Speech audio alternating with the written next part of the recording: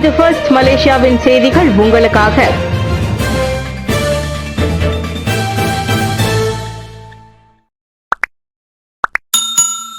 Autism குழந்தைகளுக்கான சிறப்பு பராமரிப்பு மையத்தை உருவாக்க அரசாங்கம் இலக்கு.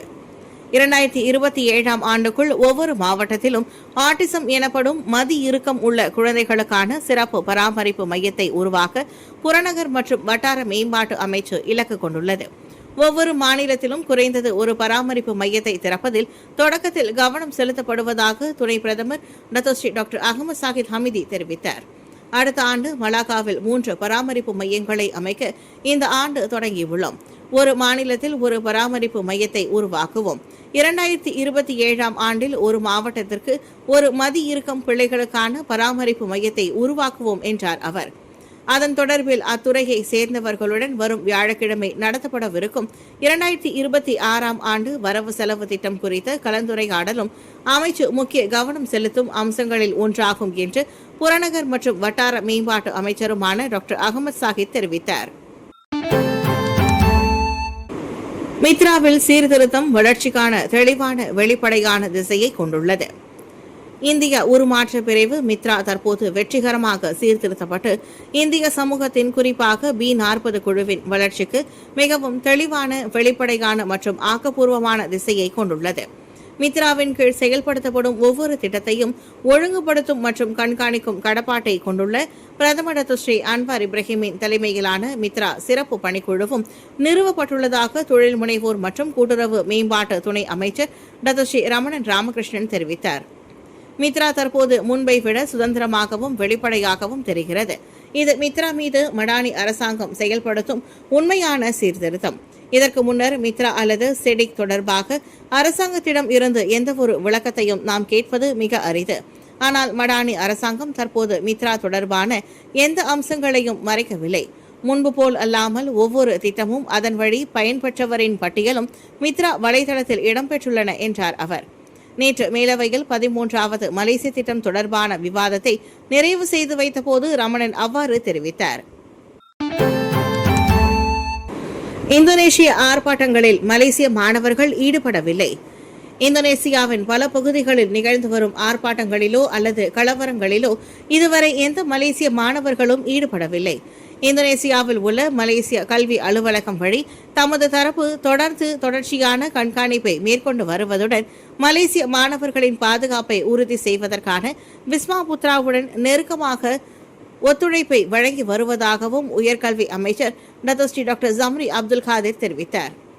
இதுவரை மலேசிய மாணவர்கள் சம்பந்தப்பட்ட எந்த செய்தியும் எங்களுக்கு கிடைக்கவில்லை. இருப்பினும் நாங்கள் தொடர்ந்து கண்காணித்து வருகின்றோம். ஏனெனில் ஜகார்த்தாவில் மட்டுமல்ல பிற மாவட்டங்களிலும் நாங்கள் பாதிப்புகளை கண்டுள்ளோம் என்றார் அவர். செவ்வாய்க்கிழமை அனைத்துலக மற்றும் ஆசியான் ஆய்வு கழகத்தின் திறப்பு விழாவில் கலந்து கொண்ட பின்னர் டாக்டர் ஜம்ரி செய்தியாளர்களிடம் பேசினார்.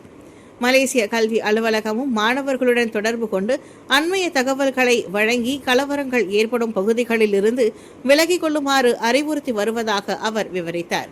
ஜகார்த்தாவில் மட்டுமில்லாமல் சுமத்ரா, ஜாவா தீவு மற்றும் பிற பகுதிகளிலும் மலேசிய மாணவர்கள் உள்ளதாக டாக்டர் ஜம்ரி குறிப்பிட்டார்.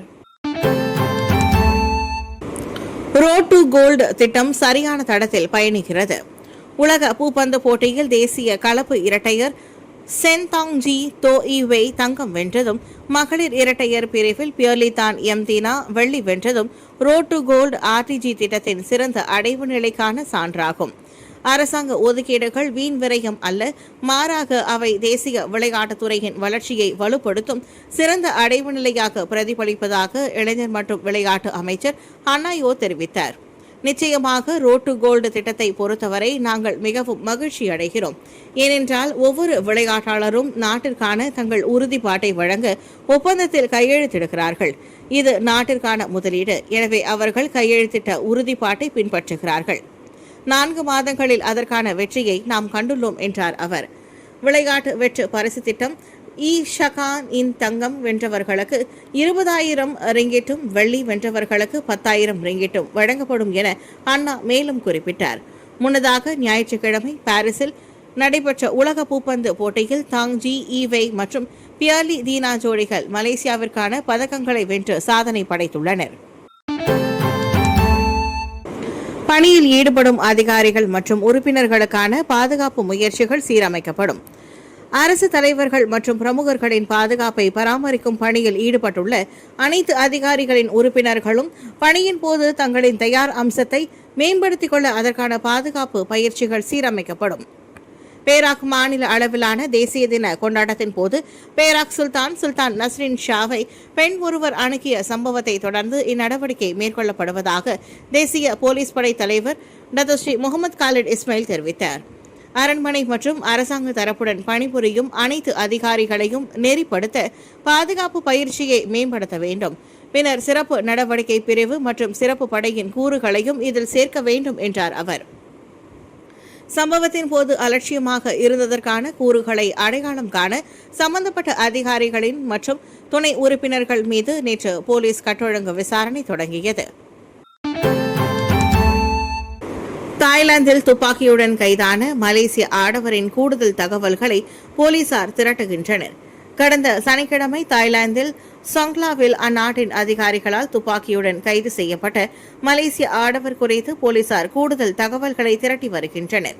சந்தேக நபருடன் தொடர்புடைய அமைப்பு அல்லது கும்பலை அடையாளம் காண்பது உட்பட விசாரணையை விரிவுபடுத்துவதற்காக மலேசிய அதிகாரிகள் சிலர் விரைவில் தாய்லாந்திற்கு அனுப்பப்படுவார்கள் என்று தேசிய போலீஸ் படை தலைவர் டத்தோஸ்ரீ முகமது காலிட் இஸ்மாயில் தெரிவித்தார். இந்நபர்கள் மலேசியாவிற்கு ஆயுதங்கள் கொண்டு வருகிறார்கள் என்ற குற்றச்சாட்டுகள் குறித்து மேலும் தகவல்களை பெற நாங்கள் முயற்சி செய்கிறோம். விசாரணையின் முடிவுகளில் இருந்து அது எங்கே, எந்த வகையான அமைப்பு, அது எவ்வாறு செயல்படுகிறது என்பதை நாங்கள் கண்டறிவோம். எங்களுக்கு தகவல் கிடைக்கும் என்று நம்புகிறோம் என்றார் அவர். நேற்று குவாலகுபுபாருவில் நடைபெற்ற போலீஸ் டிப்ளமோ வழங்கும் நிகழ்ச்சியில் கலந்து கொண்ட பின்னர் முகமது காலிட் செய்தியாளர்களிடம் பேசினார். இச்சம்பவம் தொடர்பாக இதுவரை ஒரு சந்தேக நபர் மட்டுமே கைது செய்யப்பட்டுள்ளதையும் அவர் உறுதிப்படுத்தினார். இந்தோனேசியாவில் உள்ள மலேசியர்கள் அதிகாரிகளின் ஆலோசனைகளை பின்பற்ற அறிவுறுத்து. ஆகஸ்ட் 28 தொடங்கி இந்தோனேசியாவின் பல பகுதிகளில் ஆர்ப்பாட்டங்கள் நிகழ்ந்து வரும் நிலையில் அங்குள்ள மலேசியர்கள் தற்போதைய முன்னேற்றங்களை கண்காணித்து வரும் உள்நாட்டு அமலாக்க தரப்பினரின் ஆலோசனைகளை பின்பற்றும்படி அறிவுறுத்தப்படுகின்றனர். இச்சம்பவத்தில் மாணவர்கள் உட்பட எந்தவொரு மலேசியர்களும் பாதிக்கப்படவில்லை என்று இந்தோனேசியாவுக்கான மலேசிய தூதர் டத்தோ சயித் முகமது ஹஸ்ரின் தெங்கு ஹுசைன் தெரிவித்தார். கலவரத்தை தொடர்ந்து அதன் நிலைமையையும் பாதுகாப்பையும் கட்டுப்படுத்த உள்ளூர் அதிகாரிகள் நடவடிக்கை மேற்கொண்டு வருவதாக நேற்று உள்ளூர் ஊடகங்களுக்கு வழங்கிய நேர்காணலின் போது அவர் கூறினார். கலவரங்கள் ஏற்படும் ஜகார்த்தா மற்றும் இந்தோனேசியாவின் பல பகுதிகளுக்கு செல்வதை பொதுமக்கள் தவிர்க்குமாறு அறிவுறுத்தப்படுகின்றனர். நம்முடைய மாணவர்களை பொறுத்தவரை இந்தோனேசியாவின் மலேசிய கல்வி தரப்பு எப்பொழுதும் அவர்களுடன் தொடர்பில் உள்ளது, மேலும் தகுந்த ஆலோசனை வழங்குகின்றது. சற்று முன்னதாக கூட அவர்கள் பாதுகாப்பாக இருப்பதாக தெரிவிக்கப்பட்டது என்றார் அவர்.